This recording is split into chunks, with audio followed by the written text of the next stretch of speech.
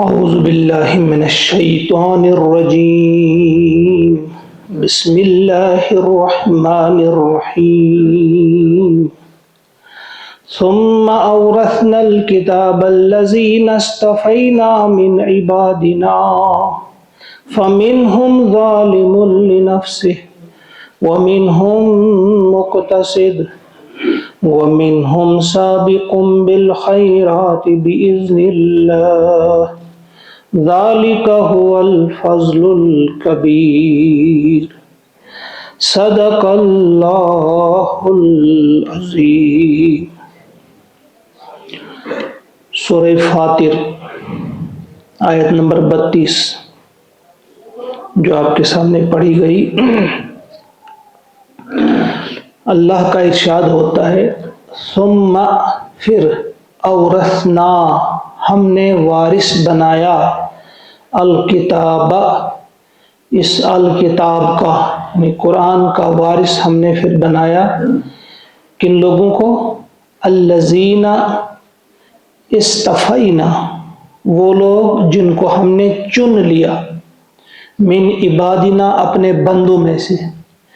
پھر ہم نے قرآن کا وارث پھر ہم نے اپنی اس کتاب کا وارث اپنے بندوں میں سے ان کو بنایا جن کو ہم نے چن لیا اس چیز کے لیے. فَمِنْهُمْ اب ان چنے ہوئے لوگوں میں سے یعنی امت مسلمہ میں سے بھی فَمِنْهُمْ ان میں سے ہیں کچھ لوگ ایسے ظالمون جو ظالم ہیں ظلم کرنے والے ہیں لنفسہ اپنی جان پر. کچھ ایسے ہیں جو اپنی جان پر ظلم کرنے والے ہیں. وَمِنْهُمْ اور انہی میں سے ہیں کچھ ایسے مقتصد جو میانہ رو ہے بیچ کی راس. وَمِنْهُمْ اور ان میں سے ہیں سابقٌ بالخیرات جو سبقت لے جانے والے ہیں نیکیوں میں بِإِذْنِ اللہ اللہ کے حکم سے یا اللہ کی توفیق سے. ذَلِكَ هُوَ الْفَضْلُ الْكَبِيرُ یہ ہے بڑا فضل ہے یہی ہے بڑا فضل. اب یہ جو ہے سب سے پہلی بات یہ کہ آپ سب کے لیے ہم سب کے لیے مبارکبادی کے ہم مستحق ہیں کہ اللہ تعالیٰ نے ہم سب کو چن لیا ہے ہمیں اس کتاب کا وارث بنایا ہے. اللہ تعالیٰ کے بندوں میں سے وہ بندے جنہوں نے اللہ کی اس کتاب کو مانا جنہوں نے اللہ کی بات کو مانا پیارے نبی صلی اللہ علیہ وسلم پر ایمان لے آئے گویا وہی ہیں اس قابل کی ہیں چن لیا جائے انہیں وہی چنے ہوئے بندے ہیں. یہاں لفظ استفینا استعمال ہوا استفا اور ایک جگہ ہے هو اجتباکم اجتبا. یہ استفا اور اجتبا قریب المعنی ہے تھوڑا سا فرق ہے. ایک کا معنی ہے ہم کہیں گے جس کو ہم انگریزی میں کہہ سکتے ہیں سلیکٹڈ پیپل اور اجتبا کا معنی ہو گیا چوزن پیپل. سلیکٹڈ اور چوزن جس طرح ہم انگریزی میں کہتے ہیں یہ دونوں ایسی چیزیں ہیں کہ اللہ تعالیٰ کا بڑا فضل ہے اگر ہم کو اس نے سلیکٹ کیا ہے یا ہم کو چوز کیا ہے یہ بڑا فضل ہے. پیارے نبی صلی اللہ علیہ وسلم کے لیے بھی یہ دو الفاظ استعمال ہوئے ہیں. پیارے نبی بھی سلیکٹڈ بھی ہیں چوزن بھی ہیں انہیں محمد مصطفیٰ بھی کہا جاتا ہے احمد مجتبی بھی کہا جاتا ہے. اسی طرح آپ کی امت جو ہے جو آپ کی امت اجابت ہے اس کے لیے بھی لفظ آیا ہے استفا بھی اور اجتبا بھی. تو پہلی چیز یہ ہے. اب اللہ تعالیٰ فرماتے ہیں یہ جو سلیکٹڈ پیپل ہیں یا جو چوزن پیپل ہیں ان کے اب 3 گروہ ہیں. یہ ایک جیسے سب نہیں ہیں ان کے درجات الگ الگ ہیں. پہلا فرمایا فَمِنْهُمْ ظَالِمٌ لِنَفْسِهِ ان میں سے کچھ ایسے ہیں جنہوں نے اپنی جانوں پر ظلم کیا ہے. یہ وہ لوگ ہیں جو جن کی نیت خالص ہے یہ سچے مسلمان ہیں سچے مومن ہیں مگر نافرمان ہیں ان سے غلطیاں ہو جاتی ہیں. یہ بڑے ہم یہ کہیں گے بہت لاپرواہ ہیں اپنی جانوں پر ظلم کرنے والے ہیں یہ لیکن ہیں یہ مومن ہیں یہ ایمان والے یہ زیادہ ہیں اس لیے پہلے ان کا ذکر کیا.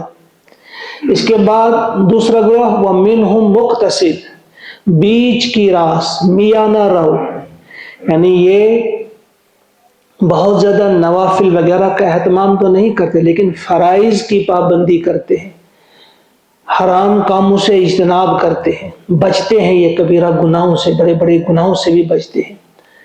تو یہ بیچ کی راس ہیں، یہ پہلے گروہ سے تھوڑا کم ہیں، لیکن تیسرا گروہ جو ہے اس سے زیادہ، یعنی یہ جو پہلا ابھی آ گیا ظالم النفس، وہ بہت زیادہ ہے، ان سے تھوڑا کم ہے یہ جو مقتصد ہیں، جو بہتر ہیں ان سے۔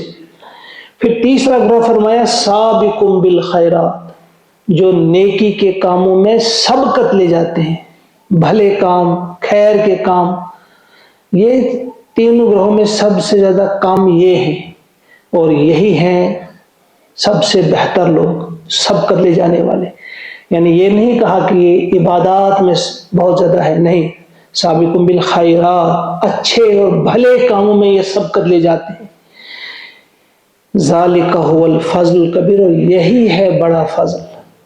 یعنی یہ صرف انہی حد تک محدود نہیں رکھتے کہ جو ہم پر فرائض ہیں وہی کریں گے، نہیں، ان کے علاوہ بھی بہت سارے کام کرتے ہیں جن کا کرنا مستحب ہے، جن کا کرنا جو نفلی کام ہے۔ وہ یہ نہیں دیکھتے کہ بھئی اچھا یہ سنت ہے چھوڑ دو، اس کا کوئی مسئلہ نہیں ہے، اچھا یہ مستحب ہے چھوڑ دو، بس ہم فرائض کریں گے، نہیں، یہ سابقون بالخیرات ہیں، جو کام استحباب کے درجے میں بھی ہیں، یعنی جن کے بارے میں یہ ہے کہ اللہ کو یہ پسند ہے، پھر فرض ہو یا نہ ہو، سنت مؤکدہ ہو یا نہ ہو، یہ کیا ہے کیا نہیں ہے اس کو نہیں دیکھتے، بلکہ جو بھی انہیں لگتا اچھا کام ہے وہ کر گزرتے ہیں۔ سابقون بالخیرات، ذالک هو الفضل الکبیر، یہ بڑا فضل ہے۔ اب مفسرین میں سے کچھ مفسرین ہیں، یہ جو ہے ذالک هو الفضل الکبیر، یہ کس کے لیے آیا ہے؟ کیا یہ صرف لاسٹ والوں کے لیے ہے، جو لاسٹ گروہ ہے سابقون بالخیرات، ان کے لیے ہے، یا تینوں گروہوں کے لیے ہے؟ اس میں اختلاف ہے۔ علامہ زمخشری جو ہے انہوں نے کہا ہے کہ یہ صرف آخری گروہ کے لیے ہے جو سابقون بالخیرات، اور ان کی تائید کرتے ہیں امام راضی، وہ کہتے ہیں ان کے لیے ہے۔ باقی پچھلے دو گروہ جو ہیں یہ بھی ایمان والوں میں ہیں، لیکن ان کو یہ بات سمجھ آنی چاہیے کہ ہم بھی محنت کریں گے، ہم جب پڑھیں گے یہ قرآن جب پڑھیں گے وہ محنت کر کے اس گروہ میں شامل ہو جائیں گے۔ البتہ اس کے علاوہ ایک کثیر تعداد مفسرین کی وہ کہتے ہیں نہیں، یہ تینوں گروہوں کے لیے، کیونکہ تینوں مومنین ہیں، کافروں کا اس کے بعد ذکر ہے، ان کے لیے جہنم ہے، جو اگلی اس کے بعد والی آیت ہے، 2 آیتوں کو یا 3 آیتوں کو چھوڑ کر۔ ان کے لیے کیا ہے؟ ان کا یہ ماننا ہے کہ ان میں جو ظالم النفس ہے ان کو کچھ سزا بھگتنی پڑے گی، لیکن بالآخر چونکہ وہ ایمان والے ہیں، ایک نہ ایک وقت انہیں نکالا جائے گا جہنم سے۔ کچھ ایسے ہوں گے جنہیں وہی میدان حشر میں روکا جائے گا بہت دیر تک، 50,000 سال کا ہے وہ دن، معلوم نہیں کب تک ان کو روکا جائے گا، وہ بھی ایک قسم کی تکلیف ہوگی۔ لیکن کچھ لوگ ایسے ہیں جن کو داخل کیا جائے گا ایمان والوں میں سے بھی جہنم میں، جس طرح آپ پڑھتے ہیں قرآن میں ہی ہے کہ وہ مومن جس نے مومن کو قتل کیا ہوگا وہ جہنم میں اسے داخل کیا جائے گا، وہ مومن جس نے خدا کی تقسیم جو وراثت کی ہے اس میں تبدیلی کی ہوگی، خدا کے بتائے ہوئے قانون کے مطابق وراثت تقسیم نہیں کی ہوگی، اس کے لیے بھی حکم ہے وہ جہنم میں جائے گا۔ اسی طرح سے کچھ اور گناہوں کے بارے میں بھی یہاں فرمایا گیا ہے کہ ان کے لیے جہنم ہے۔ تو اس سے کلیئر یہ ہے کہ مومن کے لیے بھی، لیکن بالآخر اسے نکالا جائے گا، لیکن وہ انتہائی احمق ہوگا جو کسی وقت یہ سوچے گا اچھا کڑنی چت سالش دل، ایسا نہیں ہے۔ جہنم کا صرف ایک جھونکا وہی کافی ہے، پھر معلوم نہیں صرف ایک نماز کے ترک کرنے پہ کتنے 1000 سال رہنا ہوگا جہنم، اس کو ہم اندازہ نہیں کر سکتے۔ لہذا ہمیں بار بار سوچنا چاہیے، بار بار سوچنا چاہیے، یہ جو 3 گروہ ہمارے سامنے رکھے ہیں اللہ تبارک و تعالیٰ نے کہ ایمان لانے والوں اور اس کتاب کے جو وارثین ہیں ان میں سے 3 قسم کے جو گروہ ہیں، ان میں کن کے ساتھ ہمارا تعلق ہے؟ ظالم لنفسی ان میں سے ہیں ہم، یا مقتصد ہیں، یا پھر سابقم بالخیرات سبقت کرنے والے۔ اللہ تعالیٰ ہمیں توفیق عطا فرمائے کہ ہم سوچنے والے بنے اور اس میں اس آخری والے گروہ میں اپنے آپ کو شامل کرنے والے بنے۔ تو اس میں کوئی شک نہیں کہ ان کے بارے میں اللہ تعالیٰ نے فرمایا جنات و عدن، جنات باغات ہوں گے ان کے لیے، عدن، عدن کے معنی ہمیشگی کے باغات، ایک مطلب یہ ہے، اور ایک مطلب ان کا ہے ریزیڈینشل گارڈن، یعنی رہنے کے، عدن رہنے کو بھی کہتے ہیں، یعنی باغات ایک ہوتے ہیں وہ جہاں سے درخت ہوں، میوے یہ ہو، تو رہنے کی وہ باغات نہیں ہو رہنے والے۔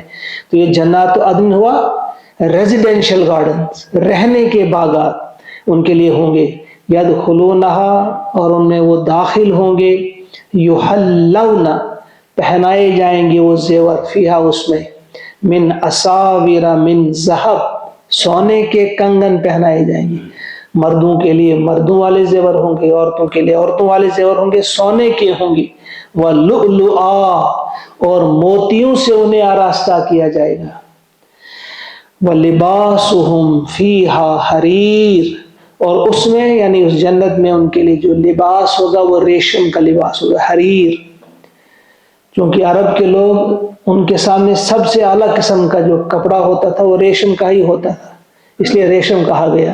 ہم اندازہ بھی نہیں کر سکتے وہ کس قدر بہتر اور بڑھیا کپڑا ہوگا، سمجھانے کے لیے کہا گیا ریشم ان کے لیے پہننے کے لیے دیا جائے گا۔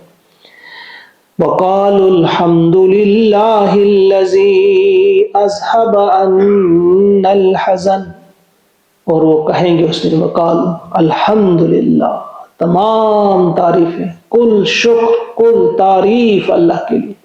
جب کوئی کام انسان مکمل کرتا ہے آخر میں انسان الحمدللہ پڑھتا ہے، کھانا آپ مکمل کرتے ہیں آپ الحمدللہ کرتے ہیں، کوئی بھی کام آپ مکمل کرتے ہیں آپ الحمدللہ کہتے ہیں۔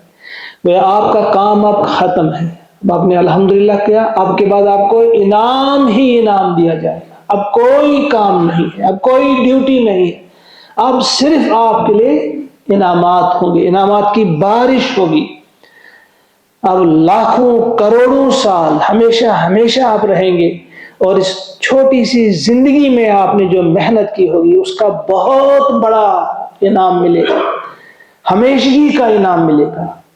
فرمایا پھر کیا کہیں گے وہ وَقَالُوا الْحَمْدُلِلَّهِ وہ کہیں گے کل شکر کل تعریف اللہ کے لیے، الَّذِي أَذْهَبَ عَنَّا الْحَزَنَ جس نے ہم سے غم دور کر لیا، وہاں کوئی غم نہیں رہے گا، کسی قسم کی کوئی پریشانی کوئی فکر کچھ بھی نہیں رہے گی، ان کے غم ان سے دور کر دیے جائیں گے۔ وہ کہے گا تمام تعریفیں اللہ کے لیے جس نے ہم سے غم دور کر لیا، کوئی غم نہیں ہے، اب اللہ ناراض نہیں ہوگا، اللہ تعالیٰ سرٹیفکیٹ دے دیں گے میں آپ سے ہمیشہ کے لیے راضی ہو گیا، خوش ہو جا۔ ان ربنا لغفور شکور، ان بے شک ربنا ہمارا رب لغفور یقیناً غفور ہے، بہت بہت بخشنے والا ہے۔ انہیں یاد آتے ہوں گے اپنے گناہ اور بار بار کہیں گے کتنا غفور ہے، ہمارے ان گناہوں کی ہم پر کوئی سزا نہیں ملی، معاف کر دیا۔ لغفور اور شکور ہے، قدردان ہے، ہماری اس ٹوٹی پھوٹی عبادت کو بھی اللہ تعالیٰ نے قبول فرما لیا۔ وہ وہاں کہیں گے کتنا غفور ہے ہمارا اللہ تعالیٰ، کتنا شکور ہے، کس قابل تھی ہماری عبادتیں مگر اللہ نے بڑی قدر کی ان عبادتوں کی، کتنے گناہ گار تھے ہم اور ان گناہوں کو بخش دیا اللہ تعالیٰ نے۔ ان ربنا لغفور شکور الذی احلنا، الذی وہ کہ جس نے احلنا ہمیں اتارا، دار المقامت ہمیشگی کے گھروں میں، ایسے گھروں میں ایسے گھر دیے جو ہمیشہ رہنے والے ہیں، من فضل اپنے فضل سے، لا یمسنا فیہا نصب نہیں چھوئے گی ہمیں اب کوئی مشقت کوئی تکلیف، ولا یمسنا فیہا لغوب اور نہ چھوئے گی ہمیں کوئی تھکاوٹ۔ نصب اور لغوب یہ قریب المعنی ہے، تھکاوٹ کے لیے ہم دونوں کے لیے تھکاوٹ استعمال کرتے ہیں، مگر عربی میں الگ الگ استعمال ہے۔ جب انسان کام کر رہا ہوتا ہے اس وقت جو تھکاوٹ ہوتی ہے اس کو عربی میں کہتے ہیں نصب، ہم اسے مشقت بھی کہتے ہیں، بڑی تکلیف ہوتی ہے، بڑی مشکل کوئی کام ہے اسے ہم نصب کہتے ہیں۔ لیکن اس کے بعد جو تکلیف سے انسان کو اضمحلال جو پیدا ہوتا ہے، کچھ سر چکرا جاتا ہے، بالکل بے ہوش جیسا ہو جاتا ہے آدمی، اس والی تھکاوٹ کو لغوب کہتے ہیں۔ یہ دو قسم کے الفاظ عربی میں ہے، عربی بڑی وسیع زبان ہے، سمندر ہے یہ، اردو بڑی تنگ ہو جاتی ہے، ہم دونوں کے لیے استعمال کرتے ہیں تکلیف ہی۔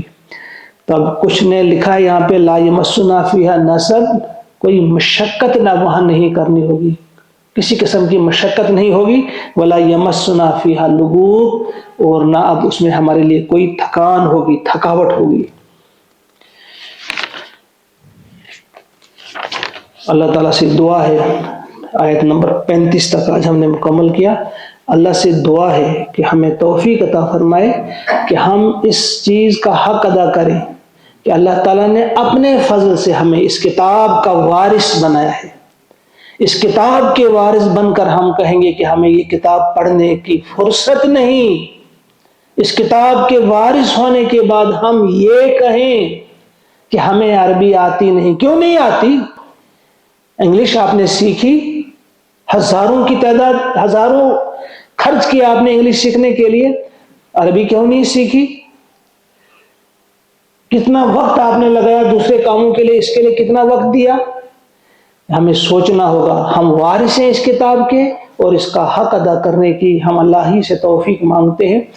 ذرا ایک بار ان آیات کو سنیے آپ، جو ترنم سے جب ہم پڑھتے ہیں اور سمجھ کر جب ہم پڑھتے ہیں بات دل میں اتر جاتی ہے، یہاں وہ بات ہمیں سمجھ آ جاتی ہے، یاد آ جاتی ہے جو پیارے نبی صلی اللہ علیہ وسلم نے فرمایا ہے نا، وَمَن لَّمْ يَتَغَنَّ بِالْقُرْآنِ فَلَيْسَ مِنَّا، جو خوبصورت خوش الہانی کے ساتھ خوبصورت آواز سے قرآن کو نہ پڑھے وہ ہم میں سے نہیں ہے۔ لہذا کوشش کرنی چاہیے گھر میں جا کر بھی بہترین آواز میں سمجھ کر تلاوت کریں، 2-4 آیات کی بار بار، دل کی حالت بدل جاتی ہے، انسان کی فکر بدل جاتی ہے، کہیں سے کہیں انسان پہنچ جاتا ہے۔ تو ایک بار ان کو آپ سنیے ان آیت کو۔ ثم أورثنا الكتاب الذين اصطفينا من عبادنا فمنهم ظالم لنفسه ومنهم مقتصد ومنهم سابق بالخيرات بإذن الله ذلك هو الفضل الكبير جنات عدن يدخلونها يحلون فيها من أساور من ذهب ولؤلؤا ولباسهم فيها حرير وقالوا الحمد لله الذي أذهب عنا الحزن إن ربنا لغفور شكور الذي أحلنا دار المقامة من فضله لا يمسنا فيها نصب ولا يمسنا فيها لغوب۔ کچھ اور دعائیں بھی آئی ہیں جلد میں داخل ہوتے ہوئے، ہم نے پیچھے پڑھی ایک جگہ الحمدللہ الذی ہدانا لہذا وما کننا لنہتدی لولا ان ہدانا اللہ، تو یہاں یہ آئی ہے الحمدللہ الذی اذھب عنا الحزن۔ اللہ تعالیٰ سے دعا ہے کہ ان لوگوں میں ہمارا شمار بھی اللہ تعالیٰ کرے کہ وہاں ہمیں بھی داخل فرمائے، اور ہم بھی اس وقت یہ دعا ہماری زبانوں پہ بھی ہو، الحمدللہ الذی اذھب عنا الحزن ان ربنا لغفور شکور ربنا تقبل منا انک انت السمیع۔ آمین۔ السلام علیکم۔